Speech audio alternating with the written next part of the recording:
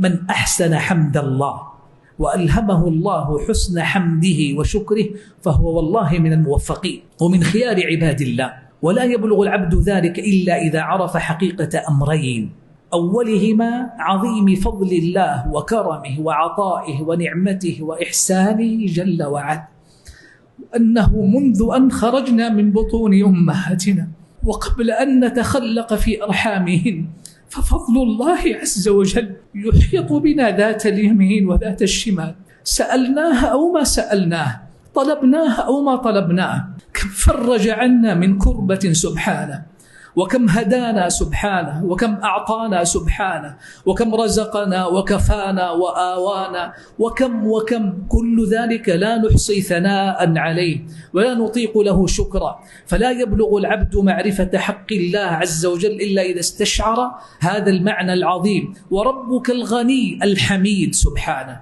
والأمر الثاني الذي يستوجب على العبد أن يعرفه وأن يفقهه حقيقة: فقر المخلوق وحاجته وضعفه وعجزه.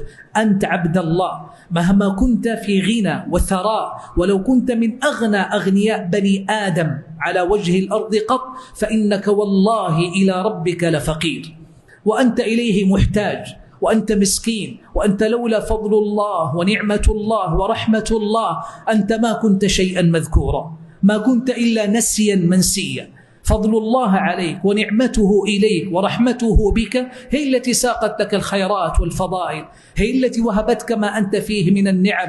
فمن عرف حقيقة هذين الأمرين لزم حمد الله.